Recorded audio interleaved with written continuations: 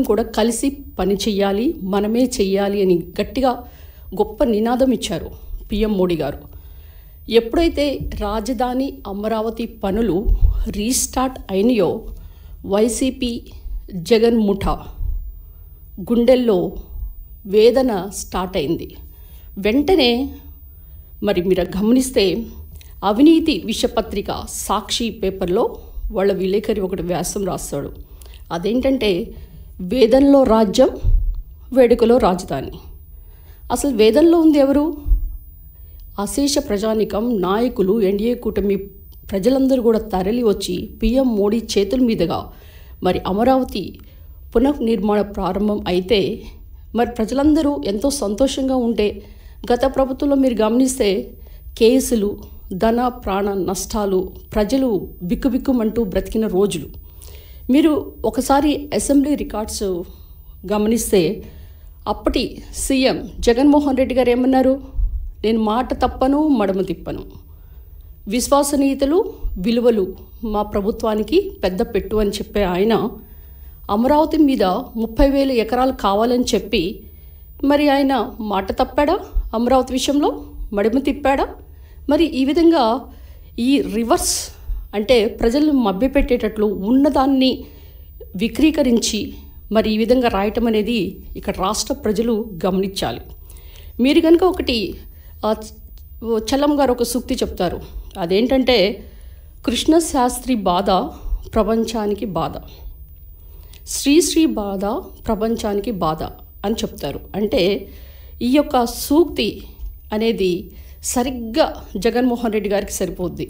ఎందుకంటే ఇప్పుడు రాష్ట్ర ప్రజలందరూ కూడా సంతోషంగా ఉంటే మరి వేదనలో ఉంది, బాధలో ఉంది ఎవరు? జగన్మోహన్ రెడ్డి గారు. ఆయన కనుక ఆయన చెప్పిన మాటలు అమరావతి గురించి ఏ విధంగా మరి అమరావతిని అటకెక్కించారో, పనులు ఏ విధంగా చేయకుండా మరి అమరావతిని కొల్లబడిచారో రాష్ట్ర ప్రజలందరూ దాన్ని గమనించాలి. మరి దుర్యోధనుని యొక్క అత్యాసే కురువంశం నాశనం. అంటే ప్రతిదానికి కూడా నాకే కావాలి, నేనే దోచుకోవాలి, దోచుకో పంచుకో తినుకో అని కాన్సెప్ట్లతో అక్కడ రాజధాని పనులు అటకెక్కించి రోడ్లను తవ్వేసి కంకర్లు కొట్టేసి మరి ఆయన చేసిందేంటి? కార్యకర్తలకి అక్కడ వైసీపీ బాపట్ల ఎంపీ అయిన నందిగం సురేష్కి దోచిపెట్టాడు. మరి ఒకసారి అందరూ కూడా ఒక దారిలో నడిస్తే ఉరిపి కట్టది మరొక దారి అంట.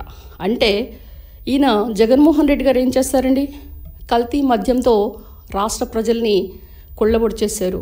30 లక్షల మంది ఆసుపత్రి పాలవటం, 30,000 మంది చనిపోవటం, అంతేకాకుండా 1,00,000 కోట్ల పైన కూడా మద్యం స్కామ్ బయటకు తీస్తుంటే దానికి ఉలిక్కిపడి మత, కుల, ప్రాంత విద్వేషాలని రెచ్చగొట్టి మరి ఏ విధంగా ఆయన అమరావతి క్యాపిటల్ వైభవాన్ని మరి పునఃప్రారంభమైతే దాన్ని ఏ విధంగా ఆయన రెచ్చగొట్టి రివర్స్ ఆర్టికల్స్ రాస్తున్నారో మీరు గమనించాలి. ఎందుకంటే ఎప్పుడైనా కానీ తమ కంట్లో ఉన్న దూలాన్ని కప్పిపెట్టి ఎదుటివాడి కంట్లో ఉన్న నలుసుని తీసే పనిలో ఉంటారు వైసీపీ బ్యాచ్ అంతా. ఎప్పుడు కూడా వాళ్ళు చేసే విష ప్రచారం ఎలా ఉంటుందంటే దొంగే దొంగ అన్నట్లు మరి ఎప్పుడు కూడా వాళ్ళు ఒక అబద్ధాన్ని చెప్పి చెప్పి చెప్పి ప్రజలను మభ్యపెట్టడం. అంతేకాకుండా ఇప్పుడున్న ఎస్టిమేట్స్ని మీరు గమనిస్తే ఎస్టిమేట్స్ పెరిగినాయి అని చెప్తే వాళ్ళు రిషికొండకి మరి 1 స్క్వేర్ ఫీట్కి ఎంత ఖర్చు పెట్టారమ్మా? 20,000 పైన ఖర్చు పెట్టారు. అంటే స్క్వేర్ ఫీట్కి 20,000 పైన ఖర్చు పెడితే మరి ఇప్పుడున్న అంచనాల ప్రకారం ఆ స్క్వేర్ ఫీట్ విలువ ఇంకా తక్కువ చేసి మరి ఎన్డీఏ ప్రభుత్వం చంద్రబాబు నాయుడు గారు ఈ నిర్మాణాలకి తను ప్రతిష్టగా దాన్ని పునర్నిర్మాణం చేస్తుంటే ఏ విధంగా ఆర్టికల్స్ రాస్తున్నారో మీరు గమనించాలి. ఒకే రాజధాని ఉంటుంది, ఇక్కడ వికేంద్రీకరణ ఉండదు, అంతేకాకుండా రాజధానినే కడతారు, పోలవరమే కడతారు, ఇక్కడ పనులేం కావని చెప్తుంటే దెయ్యాలు వేదాలు వాళ్ళు ఇస్తున్నట్లు ఉన్నాయి.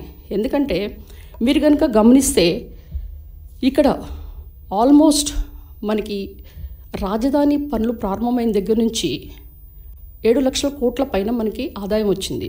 అది కూడా ఎవరికి ఇచ్చారు? వెనుకబడిన ప్రాంతాలైన ఉత్తరాంధ్ర, రాయలసీమకి ఇచ్చారు. మరి గత ప్రభుత్వంలో నేను కూడా అప్పుడు ఎమ్మెల్యేగా ఉన్నా. అప్పుడు కనుక మీరు గమనిస్తే మా సర్పంచులు కానీ మరి మున్సిపాలిటీస్ కానీ అందరు కూడా గగ్గోలు పెట్టేవాళ్ళు. ఎందుకంటే అక్కడ అమౌంట్స్ పడతాయి ఖాతాలో, ఎందుకంటే 15th ఫైనాన్స్ 16th ఫైనాన్స్ నిధులన్నీ. కానీ అవి చూసేపాటికి అక్కడ డబ్బులు ఉండవు, వెంటనే తీసేస్తారు. అంటే వికేంద్రీకరణ అంటే ఏ విధంగా వస్తుంటుంది అంటే సర్పంచులు కనీసం బ్లీచింగ్ పౌడర్ కూడా కొనలేని పరిస్థితి తీసుకొచ్చిన అధోగతి పాలజేసి వాళ్ళ మీద గొడ్డలు వేటేసిన జగన్మోహన్ రెడ్డి ఈ విధంగా ఎలా మాట్లాడతారు? ఈరోజు వికేంద్రీకరణ అంటే ఏంటి? 175 నియోజకవర్గాల్లో ఐటీ పార్క్స్ పెట్టడం, మరి స్థానిక సంస్థలకి మున్సిపాలిటీకి నిధులు కేటాయించడం. అంతేకాకుండా మీరు ఒకసారి గమనిస్తే నా ఎస్సీ, నా బీసీ, నా మైనారిటీ అని పాట పాడుతూనే ఉంటారు. ఎప్పుడు కూడా ఎస్సీలకి నేను మేనమామని చెప్తూ ఉంటారు. మీరు ఎస్సీలకి చేసిందేంటి? వాళ్ళకున్న బెస్ట్ అవైలబుల్ స్కూల్స్ తీసేశారు, ఉపాధి హామీ పనులు తీసేశారు, 27 పథకాలు సంక్షేమ కార్యక్రమాలు రద్దు చేశారు.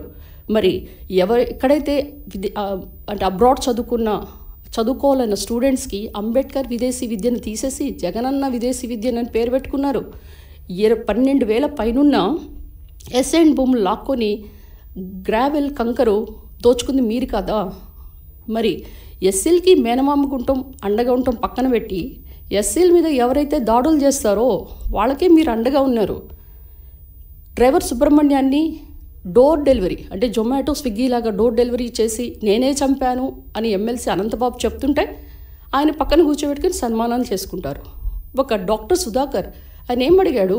అనెస్థెటిస్ట్ థియేటర్లో కరోనా టైంలో మాస్క్ కావాలని అడిగితే ఆయన మీరు ఏ విధంగా మరి ఆత్మహత్య చేసుకొని చనిపోయే మాదిరిగా చేసింది మీరు కాదా? మరి మాస్క్ పెట్టుకోలేదని చీరాల కిరణ్ని ఏ విధంగా చనిపోయాడు? మీ అక్రమాలను ప్రశ్నించిన అనితారాణి ఏమైంది? డాక్టర్ అచ్చెన్న ఏమయ్యారు? కావలి కరుణాకర్ ఏమయ్యారు? మరి మీ మద్యం ధరలు పెరిగితే ఆ యొక్క మద్యం ధరలు పెంచొద్దు అని అడిగిన ఓం ప్రతాప్ని మీరేం చేశారు? అంటే మీ హయాంలో దళితులకు అండగా లేకుండా దళితుల్ని కుళ్ళబొడిచి వాళ్ళ మీద విస్తృతమైన ఎస్సీల మీద ఎస్సీ ఎస్టీ కేసులు పెట్టిన ఘనత జగన్మోహన్ రెడ్డి. అంటే ఈ విధంగా మనం చూస్తే మీరేం చెప్తారు? కనీసం డప్పు కళాకారులకి చంద్రబాబు నాయుడు గారు పెన్షన్ ఇస్తే ఆ పెన్షన్ కూడా పీకేశారు కదా. ఈరోజు మీరు గమనించాలి, పీజీ చేయాలనుకున్న యూజీ స్టూడెంట్ అంటే ఒక బీఏ చదివితే ఎంఏ లేకపోతే బీటెక్ చదివితే ఎంటెక్ చదవాలనుకున్న విద్యార్థికి జియో నెంబర్ 77 తెచ్చి ఈ యొక్క ఉన్నత చదువుల్ని ఎస్సీలకు దూరం చేసింది మీది కాదా? మరి దళిత ఇండస్ట్రియలిస్ట్